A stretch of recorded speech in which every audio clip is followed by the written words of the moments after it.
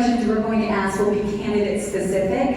And please know that these are not personal attacks. This is simply the primary criticisms to give each candidate an opportunity to answer them. So we're going to start with Senator Kirkmeyer. Liberty Scorecard has given you an F rating. For voters concerned about their scoring system, why should they trust you to share their beliefs and that you will stand for conservative freedom principles? So as I've said before with regards to the Liberty Scorecard, I'm not even sure really who does that. Doesn't mean that I haven't gone on our website apparently just recently to see who it is, but I don't know them. And I don't know who they are. So I listen to the people of the state of Colorado. When I'm looking at a bill, I'm looking at, is this good for Colorado? Does this meet my conservative principles? And does it pass muster with the Constitution? I can give you examples of where the Liberty Scorecards have imposed certain bills, and they're constitutional. These bills are things that have to be done. Like we have to fund the Student Finance Act. We have to fund a free public school system, and we have to increase that funding every year by inflation. It's in our Constitution. I don't get to pick and choose on the Constitution. I have to follow that Constitution. The Liberty Scorecard people said we should oppose that bill. That's where I get graded down. So, again, I'm going to listen to the people who live in my district, who voted me to be a state senator. I'm going to listen to people as governor who voted me to be governor. And I'm going to listen to them, and I'm going to do what I think is best for the state of Colorado and have an understanding of what specifically those bills do, because those scorecards start at the very beginning of when a bill is introduced, and then they don't take into consideration if the bill has been amended, or if you voted no in committee, or if you voted no on the floor. It doesn't take those types of things into consideration. So I just don't agree with the Liberty Scorecard, and I don't think that people that I don't even know should be telling me how I'm going to vote. I'm looking out for what is the best interest of the state and following my conservative values. All right, Representative Adams. You stated in multiple interviews that you're aware of 3 pedophile rings operating at the Capitol, and that you've known about this for 2 years, but you will stop it when you're governor. If you have evidence of this happening, why let it go on so long while other children may continue to be victimized? Yeah, I never said 3 pedophile rings. I've said that I've known for the last 3 years that there are pedophile rings in the House, in the Senate, up in the governor's office. I'm working with Tom Shea with the FBI in Colorado. I was working with a different agent in a different state for a while. I'm not a prosecutor. I cannot take anybody to jail. I can't do this. If I call people's name out on this kind of thing and I don't have the weight of the FBI or somebody else involved in it, it's just a lawsuit, and I look like some kind of conspiracy person. I have been working with the FBI for quite a while on this. We do know names, we do know circumstances, we do know people. If you call the FBI, they're going to tell you the same thing they tell me. I asked them, they called me about 2 weeks ago and said, we need more information here, we need more information. And so while I was talking, I said, can you tell me of this and this and this that I've already told you? Where are you in that investigation? And they said, we can't tell you. That's nice, it was I gave you the information. But that's how they do this. I am now working with another group, a separate group, a private group that is going to help us do this, just because I don't distrust the FBI. They gain my trust, but they slow walk everything so badly that I want to get this out long before the election so that people can't keep using somehow that against me. But we're working with some private groups right now that are rooting out the pedophilia. It's there. We know who some of these people are, and you don't have to trust me or believe me, but I will continue to work on this, and then someday you'll know.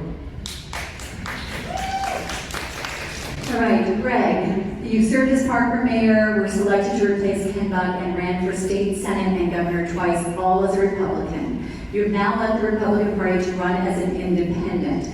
Can you explain that decision, and what do you say to those who are concerned that this move could easily split the conservative vote to make it easier for a Democrat to win in November? I think that's a great question. I think if you look around what's happening here in Colorado at the government levels, look at what's happening at the national levels. There's no real conversation. There's no debate. There's no, let's look at how we can work together. It's all about calling each other names. It's about scoring political points. They're no longer concerned about the people. I've seen it on both sides. And so I've decided, you know what? It's time for the majority of Coloradans to have a voice. A voice that understands that it's about the people. It's not about having a political career. It's not about saying, I have a title. It's about knowing what people struggle with and knowing how to go about to help them. That's what a public servant does. You know, and when you hear that, you know what, you're going to be splitting the conservative vote. If someone votes for me versus some other conservative, that's not splitting the vote. That's democracy. That's allowing people to choose the candidate that they believe has the right vision, the right experience, the right management style to make Colorado a state that we can all be proud of once again. I'm here to tell you that the Democrat Party knows that when I get onto the November ballot, they're going to lose the votes that they need to win. Right now, they are worried that they have to deal with me in the general election. All right, thank you. We're now going to do a different part of the forum. And what we're going to do is allow each candidate to ask both of the other candidates a question. And each candidate will have 90 seconds to answer. So why don't we start with Scott, and you can ask Barb a question and then Greg a question. Okay, this is spicy. By the way, there's not really a difference between a forum and a debate. I just want to say that. I would say, starting with Senator Kirkmeyer, would you completely pardon and commute Tina Peters' sentence and let her go? I don't know that I would completely pardon her, but I do think clemency is on the table. I would take everything into consideration. I think as a governor, you can't just say, yeah, we're going to let somebody go and do something, because there's going to be more people that come after her, and you have a standard that has to be set. So with regards to Tina Peters, I would ensure, one, that she has actually filed for clemency. Then I would look at the clemency board's recommendation, which is a requirement that you have to do. I would also talk to the district attorney. I would also look at her sentence as compared to that of former state senator Hawkins Lewis, who was charged with the same criminal events that she was, and why she didn't get a sentence of 9 years like Tina Peters did. And I would also look at her age and her health. And I would take all of those things into consideration, and I would be consistent, whether it's Tina Peters or somebody else. But I just want you to think about it. Can you imagine this governor let somebody off the hook who ran their truck into a family and killed them, and then he gave them 10 years only instead of life in jail? So with Tina Peters, should he just have gone and let her go, or done something different, or should he actually have to go through and follow a process? We are the rule of law party, and we do have processes, and there is due process. So I would follow that. But in the case of Tina Peters, I've said clemency is on the table. I would look at that with her for those reasons that I talked about. Do I ask? Correct. Yes, now you answer. So Greg, knowing that you've gone independent, what do you think the actual percentage of a vote that you're going to get in the actual general election? Well, you know what? Everybody's crystal ball is as good as anybody else's. We all know that poll numbers don't actually mean a lot. It's a snapshot of a 24-hour period. If you believed in the polls, President Trump never would have won. And so you have to look at, how are you going to win the votes? You must go into neighborhoods like Globeville, Montbello, Forest Hill. You got to go where people don't like you. You got to go and share with them the vision that you have for this state. And you most importantly have to listen. I'm here to tell you that because of my statewide name recognition and a lot of friends that I have in the Democrat Party, you have to remember, I'm the former president of the Denver Hispanic Chamber of Commerce. They're telling me that they're so happy I'm no longer a Republican because now they can vote for me without feeling guilty. You go out there and you talk to people, you listen to them. The unaffiliated voter is looking for a voice. And I'm here to tell you, I'm going to win by 4 points. It's going to be a 90,000 vote difference. It's going to be close, but we're going to get the votes that we need from the Democrats, the unaffiliates, and the Republicans. That is the only way someone can be a Democrat in the state of Colorado. All right, we're gonna go to Barb. Barb, can you pick your microphone up just a little bit so it's not, you can move it harder than I that. feel like I'm short here. No, yeah, bring it up just a little bit more. Yeah, bring it up just so it's right in front, so you're uncomfortably close in front of your mouth. There you go. Yeah, but nobody was Stevie. Go ahead and ask. You can start with either of your opponents. All right, well, I'll just stick with Mr. Lopez here. No. So, first of all, I want to tell you thank you. Thank you for being willing to give me receipts so that Victor Marx could be here. I do appreciate that. That was nice of you to do that.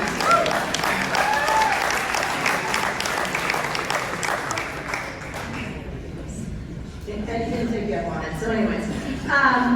Okay, so just recently, Representative Bottoms filed in state court asking the court to find that the semi-open primary system is unconstitutional and issue an injunction barring election officials from sending ballots to unaffiliated voters. Do you agree with this, that unaffiliated voters should be able to vote in the Republican primary election?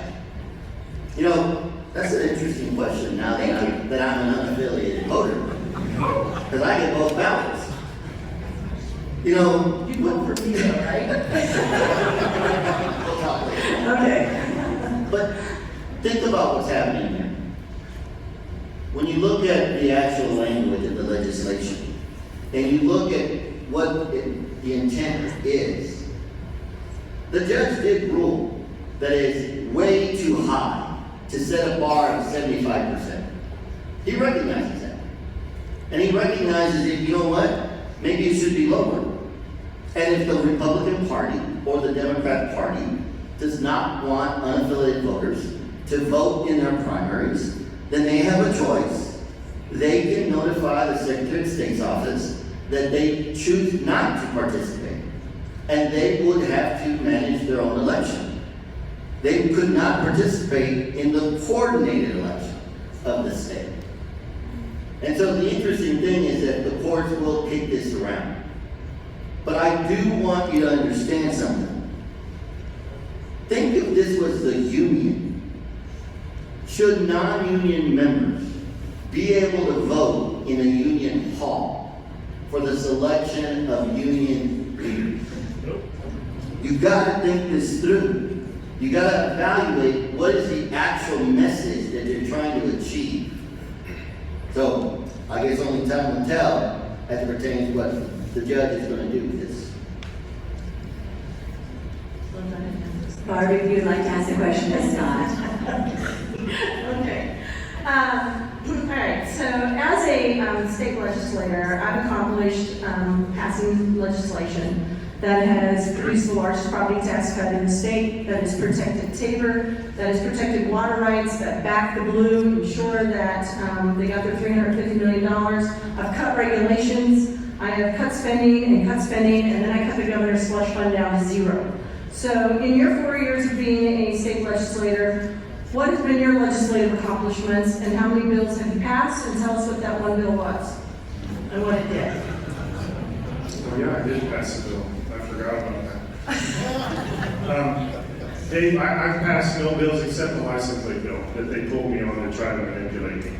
And that backfired on them. But I passed no bills. There's something called overism. You can look this up. The Democrat Party made an agreement within the first 3 weeks of me being in the House. They were never going to pass a bill with my name on it. I put this to the test 3 years ago. I presented a bill that was a bug food bill thing because I knew Democrats would love it. And the Democrats came to me and said, we love the bill, we would all like to vote for it, but your name is on it. If you'll take your name off, we'll pass it. But here's the thing, this is why I have a Liberty score of 98, this is why I have a cut score of 91, and won the state for House and Representative for cut. That's Colorado Union of Taxpayers. If you're such a budget hawk, why are you in the 40s and 50s according to cut? I also won CPAC Lifetime Achievement Award at 97%. That's why the Republicans hate me. I am not middle of the road. I am as conservative as they get. I will vote for conservative values every time. I will not compromise to get bills passed. If that's what that building thinks, is you're a success when you pass a bunch of middle of the road bills. I don't do that. Look at my scores. Look at not just Liberty, which has been around a long time. Everybody in the House and Senate knows everything about Liberty's score, no matter what people say. And so that's why I don't pass bills, because the Democrats won't let me. They made it clear. All right. Greg, now if you would like to ask your opponents a question. Well, in the spirit of the opening remarks, my questions have to deal truly with the responsibilities of the governor. And I'm going to go with ladies first, if you don't mind. That's perfect, thanks. You know, Barbara, when I served in Congress, I sat on the Budget Committee and the DOGE Committee and saw firsthand how the continued resolutions, which is nothing more than a baseline budgeting, contributes to the massive $39 trillion deficit of our country. As a member of the Joint Budget Committee, can you please explain to the audience the difference between baseline budgeting and zero-based budgeting, and share which one of these two methods you would recommend the state to use and why? Sure. So zero-based budgeting is you go back and you look at everything that has occurred before. You start at zero before you start adding things on, and you go back and you look at that.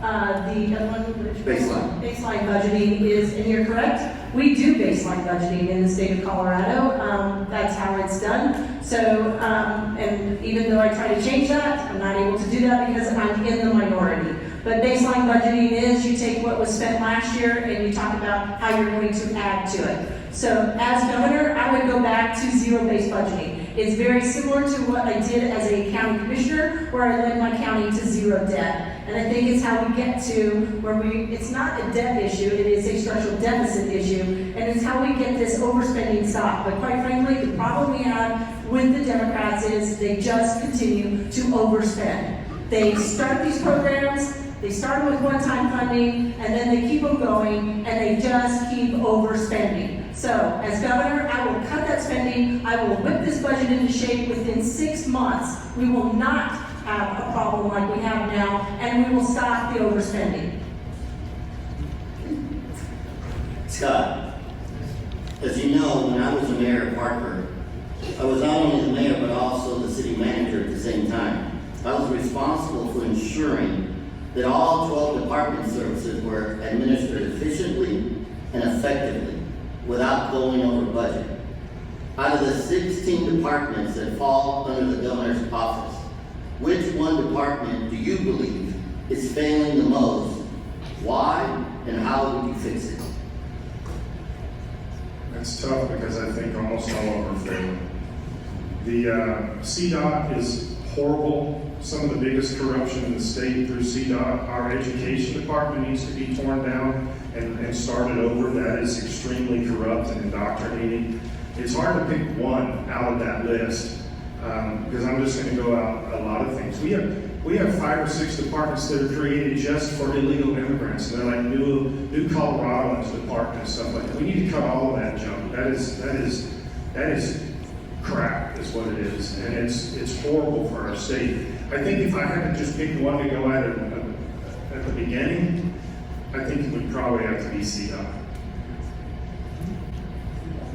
Okay, thank you all for that portion of the forum. We're going to ask this question now of all 3 of you, and a 1-minute response for this one. So we'll just start again with you, Scott, and go on down. This is basically a vision question. What is the single most important issue you believe Colorado must address in the next 4 years? The number one biggest issue is mental illness. It is affecting every single thing across the state. The entire transgender movement is a mental illness. It is not healthy. When a guy says I'm a girl and everybody just placates and enables him, That is destructive to everybody, and most importantly, it's destructive to truth. We've got mental illness within our school districts. We've got mental illness within our all of the concepts around you can come into this country illegally, and everybody's just going to pretend like there's nothing to see here. As there's mental illness issues, and we have to root them out at the very core level. This affects our budget. This affects. We said this. We passed a law yesterday that said that restaurants are going to now be fined $1,000 for putting too much ketchup packets in the bag. We are mentally ill within that building, and we've got to stop this. And it starts from the top down. You put a non-mentally ill governor in the governor's seat, and it's amazing how you can change things from the top down.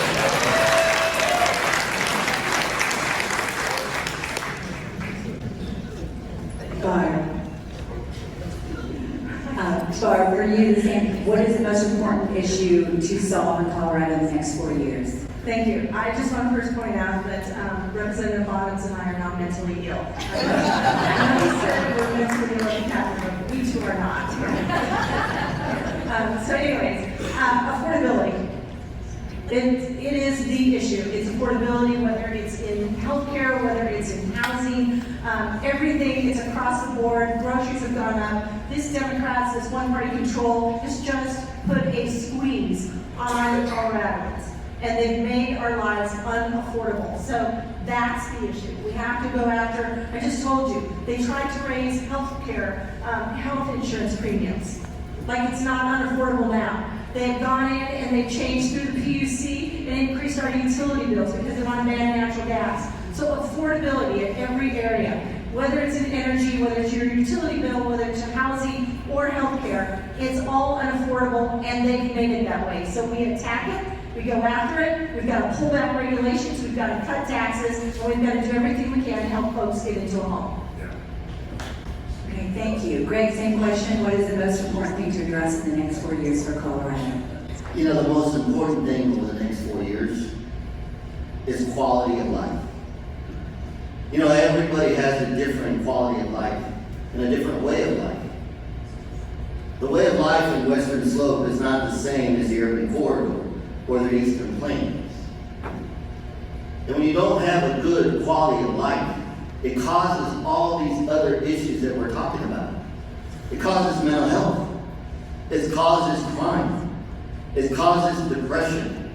It causes all kinds of hopelessness. I remember Colorado 38 years ago when I first moved here as a newlywed with my lovely wife, Lisa.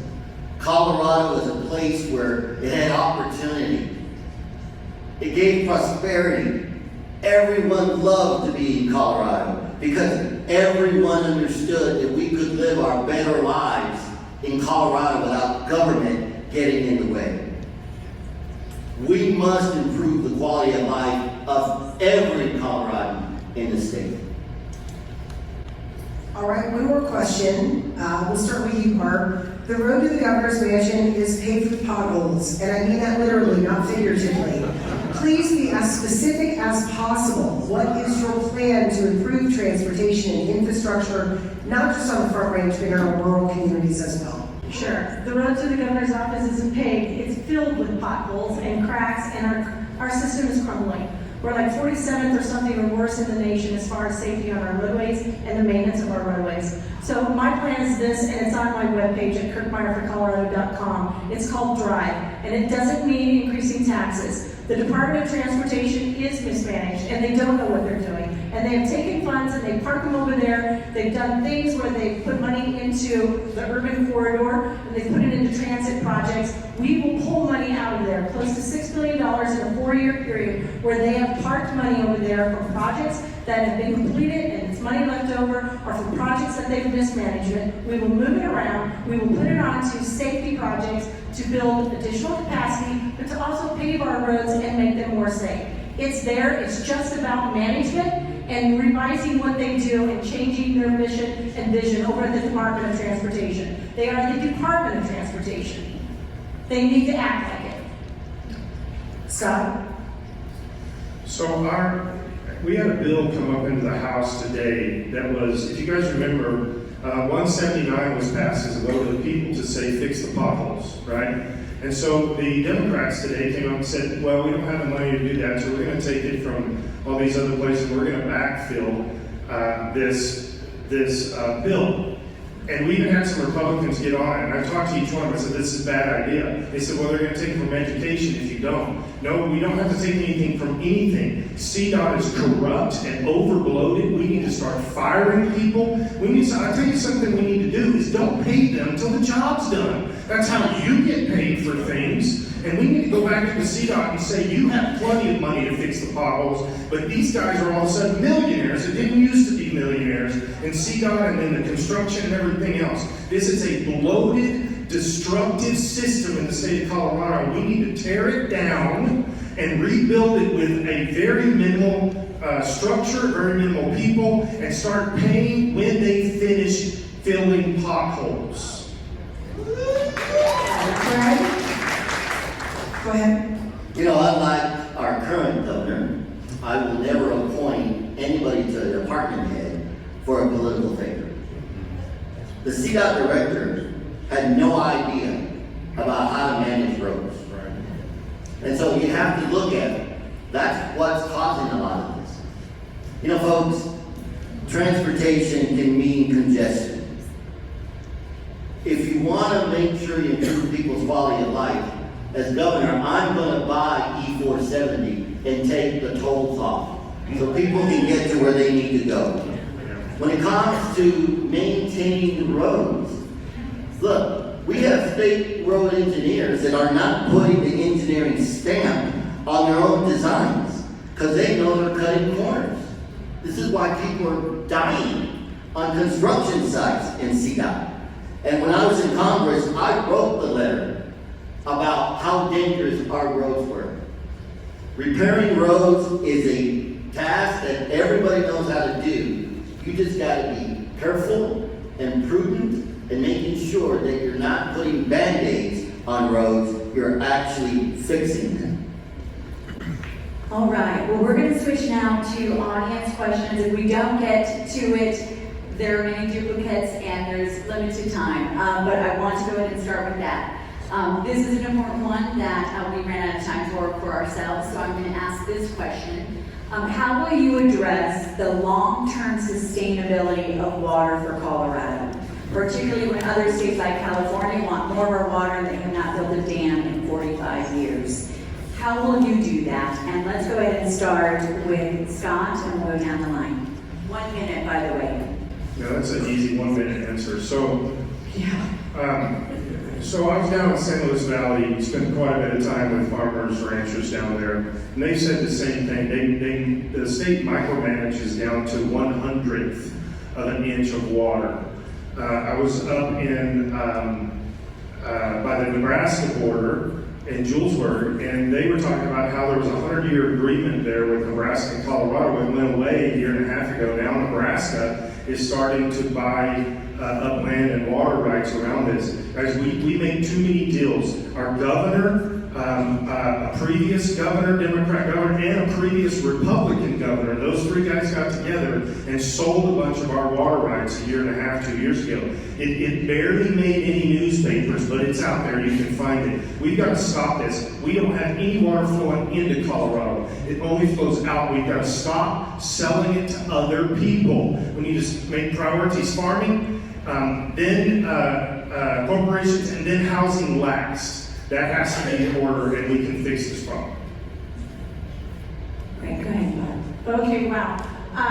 I don't know what water rights the state has, but because I know that water rights actually are a private property right and they're owned by the people that have them. There are some rights that are senior rights, there are others that are not. There are water resources in the state that are waters of the state, that the state does have the ability to make regulations in, but that's not actually the question. So the question was, is how would we protect it? There are compacts in place at the federal government. So first thing we need to do is make sure that we're on par and we're working with our congressmen and men in the state and making sure that we are not allowing that compact to get open because we lose. We need to make sure that we put funding towards our water compact, make sure that we're protecting it, because there are several compacts in this state, because water does flow out of our state, and make sure that we aren't sending any more water down the stream than we need to or that we are required to. We also need, as governor, I will get behind that project, that Two Forks project, those dam projects that are out there, and I don't mean dam as in horrible dam, I mean dams, that we need to get behind and get those projects completed so that we have water storage in this state. Thank you. Greg, same question. You know, water is the life and blood of this state. Without water, we don't have a state. And it's true. We have water compacts. The Colorado River Compact dates back to 1922. And yes, there's no water coming into Colorado, but let me tell you this, we did sign a compact. The Colorado River Compact requires us to release 8.5 million acre feet of water to the lower basin. 1 acre foot of water is enough water to service 2 homes for a year.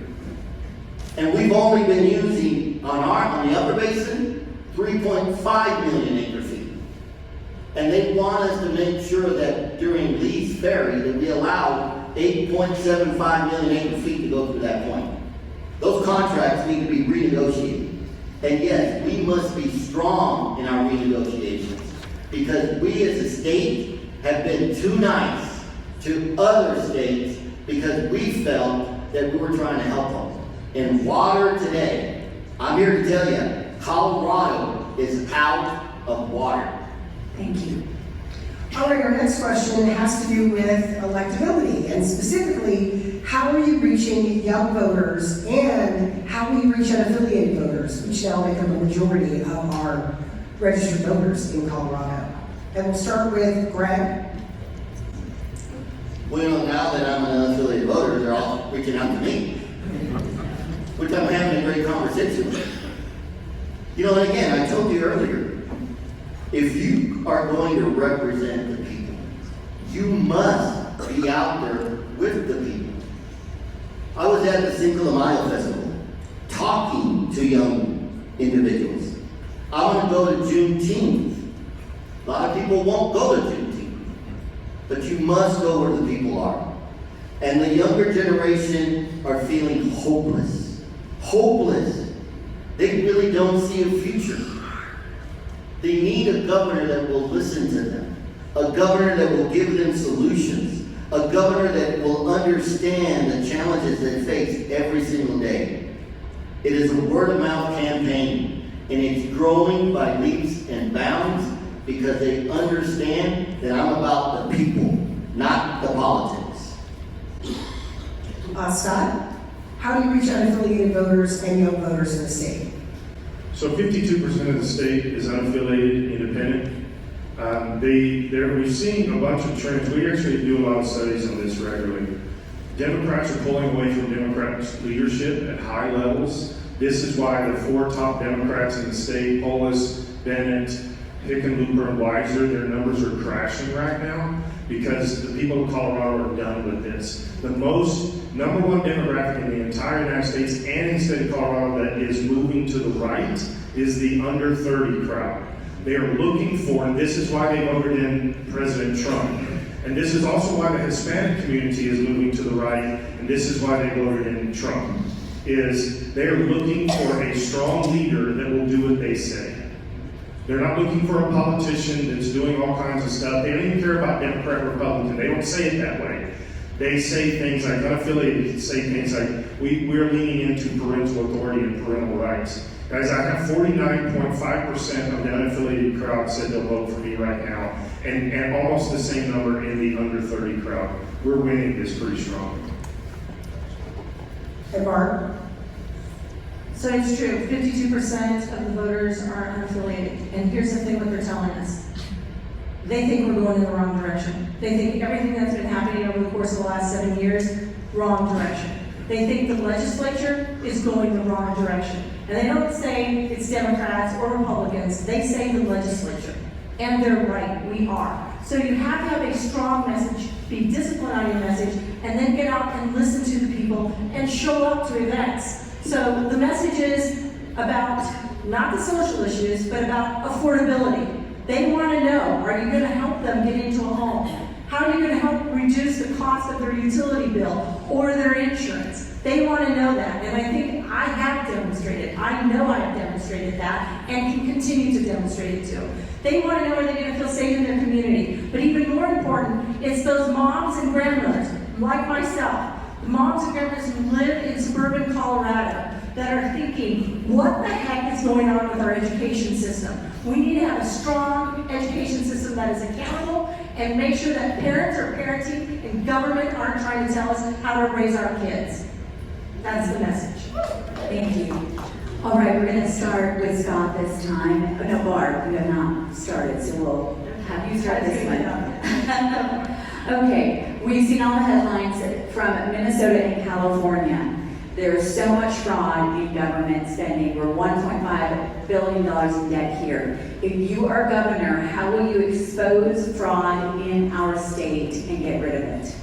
There is fraud probably in our state, and we've done audits required, sitting on the Joint Budget Committee, passed legislation to ensure that we audit departments like Healthcare Policy and Finance and like the Department of Corrections, and continue to do that. So we've done that, but I'm telling you, it's not so much about the fraud in this state, and even though I'm sure there is some out there, it is about the mismanagement. This is the worst managed administration that I've ever been around. It is simply just they don't know how to manage, and they just keep continuing overspending. So it's about reining in out of control government, out of control spending. It's about, as governor, making sure that I'm appointing executive directors that know that we have to be fiscally conservative, and we're going to go through line by line on that budget and start cutting spending and looking at where the mismanagement is occurring. Because that's what it is. They do not know how to manage. You know, the question that was asked earlier, what's the worst mismanaged department in the state? When I get asked that question on the Joint Budget Committee, I tell them it's the one that's in front of us that day, because they're all bad. Greg, how are you doing? You know, it's true. There's fraud, just like there is at the national level. You know, at the national level, they call them zombie programs. They never die. They just get funded. You heard it earlier. We have programs in the state of Colorado that we're just funding and nobody knows why. Why? Because we're using baseline budgeting. Not zero-based budgeting, but baseline budgeting. And so it stops from the top. It starts with the governor. Look, I come from humble beginnings. I don't come from money. My mom and dad grew up working in the fields. My dad had a 6th grade education, never learned to read and write. My mom has a 10th grade education. $1 is a lot of money to me, especially when it comes from you, the taxpayer. You know, it's easy to spend other people's money, and that's what you see in government all the time. But as governor, I'm going to make sure that every department head understands, and this is a qualification, that you will protect the taxpayer's dollar and not waste it. And if I catch you wasting it, you are fired. All right, one last question for each. I didn't get to. I'm so sorry, Scott. I didn't mean to say that. Please hold your boo. I don't think this is a mismanagement issue. This is just an outright corruption. People are embezzling, people are moving money, doing all kinds of things. I've been working with a friend of mine. He was part of Donald Trump's Small Business Administration, and he was actually the chair of it, and worked with him for quite a while. We've been working on small business stuff. And he was in Minnesota for quite a few months, and he said he was doing small business stuff, but every time he touched something, corruption came out, so they would hand it to the Doge. And then he just recently got moved to Vice President Vance's fraud group. Now, I have been feeding him stuff. We have a person that all she does is investigate fraud in the state of Colorado for my team. You can look some things up. Look up CHF, Colorado Health Fund. These are major frauds. The resolution that I brought Monday into the House that was voted unanimously against in committee by the Democrats was a $33 billion corruption that we are trying to get to the bottom of. But as long as Democrats are in charge, we will never get to the bottom of it. We need auditors. We need to have a Doge group, and I've already set the group up for my campaign. All right, now, I'll ask the last question and then we'll allow the candidates to make their pitch for your vote. We'll start with Greg. Greg, this is a simple question. What differentiates you from your opponents on the stage tonight? I think the biggest difference is I'm the only one that truly has public executive experience, actually running departments and putting a budget together for a community, dealing with the day-to-day operations of this town department. And so it's important to have the experience and the knowledge and understanding the totality of the responsibility of the government. It's not about one specific area, it's about the totality of the responsibility. And so I believe that what distinguishes me is not only my resume, being able to do all the things that I've done, but more importantly, I'm a candidate that can connect with people, regardless of zip code, regardless of income level, regardless of ethnicity. I connect with people, and that's what people are looking for. Leadership that understands who they are and the struggles that they face with every day. Barb? Thank you. So I'm just going to beg to differ with you a little bit here, because I served as a Weld County Commissioner for 20 years.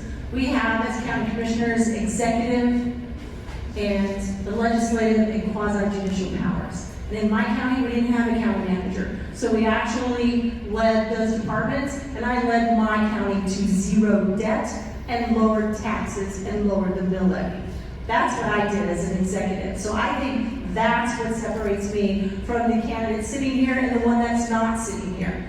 I actually do have executive leadership, and I've done it. As a county commissioner, you want to know what? We have the same departments that the state has. Counties implement those programs that the state mandates that we have to do. So I know how to make changes in those programs, make changes in the implementation of them, and know which regulations need to roll back. So I have that experience. On top of it all, I served as an executive director of department underneath the Owens administration. So yes, I know how to do the budget from both sides. I know where the waste is. I'll make it work. And I'm more qualified than anyone else up here. Scott? So being a pastor for 35 years, you are the executive, you take care of everything, and you have to convince people that don't like you to stay in the church. And so there's a lot of that, but I don't think that's actually the issue here. You know what makes me different? I have been a reformer for 25 years, and I'm a true leader. I do not compromise. I will not back down. I will state the truth at all times. I will never answer a question to get a vote. I will answer a question because of who I am. And that's a top-tier leader that has proven this for decades. I have also proven this in the House. I have never backed down. I have never compromised to get a bill passed. I am a leader, and that's what Colorado really needs right now. Thank you, and thank you for submitting your questions. We are now going to have the closing statements. Barb, why don't we start with you? There is 1 minute for each one of you to have a closing statement. Thank you, and thank you all again for being here. It's so important that you're here and that you're engaged and paying attention to what's going on. Appreciate it. Look, I'm a mom, I'm a grandmother, I'm a 4th-generation Coloradoan. This is my state. I care about the state. I love the state. I am qualified. I am fit to be governor, and I am a leader as well. And I've been able to work across the aisle and deliver for the state of Colorado. Whether I've been a county commissioner, a state executive in the governor's administration, or as a state senator, I have delivered for this state and made things work for Colorado. That has always been my goal. I have never compromised my values. I have led with integrity, and I have gotten, you know what, done in this state. So I am qualified to be the governor. I am a leader, and I will lead, and we will get our state back on track. I will roll up my sleeves and make sure that my grandchildren, your grandchildren, our children have the same opportunities that I had growing up in this state, and make sure that it happens and that we have that opportunity. It's Kirkmeyer for Colorado.com. I would appreciate your support. I appreciate you being here, and I appreciate your questions. Thank you so much.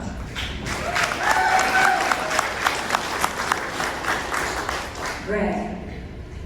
Well, let me just say, it's been a pleasure to be here with you this evening, because I don't know which Republican candidate I'm going to be facing come November, or the Democrat, for that matter. But we're all leaders, folks. If we weren't leaders, we wouldn't be here. What you need to decide is what type of leader does Colorado need? Does Colorado need a leader that understands how to look into the future and make decisions with visionary glasses? Or do you need a leader that can only solve the problem every 5 to 6 months? Do you want a leader that understands what goes on in all 64 counties? That is interested in keeping his hand on the pulse of the people, not playing politics. The beauty of it is I can work with both sides, and I can fight against both sides. And no one can tell me that I'm playing politics. I'm going to be fighting for the people. I am a conservative because I'm fighting for the poor, and I'm going to make sure that the quality of life of everybody here in Colorado is something that we all cherish, and we will make Colorado a state that we can all be proud of. Thank you. I want you to walk away from here with some very important information. Democrats are pulling away from Democrat leadership. They are going to vote by a few 100,000. They're going to vote for a Republican governor. Unaffiliated independents are moving strongly to the right. They don't see it that way, but that is the demographics when you talk to them. They are going to vote for family. The three Protect Kids Colorado ballot initiatives. I ran each one of those as a bill so we can get the Democrats on record saying that they disagree with parents and they want boys and girls sports. As the Hispanic community is moving to the right, the under 30 community is moving to the right. This is our year. You've got to walk out of here with hope that we can do this. Don't just say this is just another thing. I'm not going to vote. My vote doesn't matter. Don't buy into that. That's what the Democrats want you to believe. But this is our year. We're going to do this. And I believe with all of our numbers and our data, I'm going to be that guy. But even if you don't vote for me, get out to vote and get people out to vote because this is our year.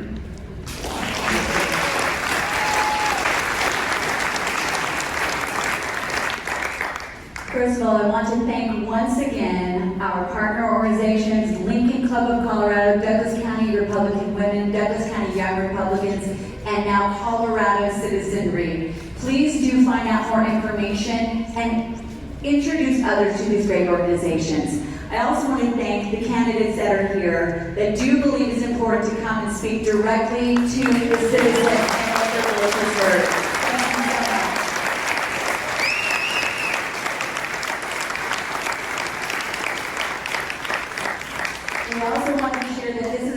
Election. Every statewide seat is up for grabs. We, the citizens, hire people doing a specific job with specific policies and specific principles. So thank you for sharing those. This is being recorded. It will be posted in the next couple of days. Please share it far and wide. The reason why we started this organization is we firmly believe what our founding fathers said. The key to a free society is a well-educated citizenry. Please help your neighbors know because you are probably the best informed people in about a 5-block radius from where you live. Spread the word. Most of all, thank each and every one of you for being here. We will continue to have these organizations and you are the ones that it is for. Thank you and God bless each and every one of you.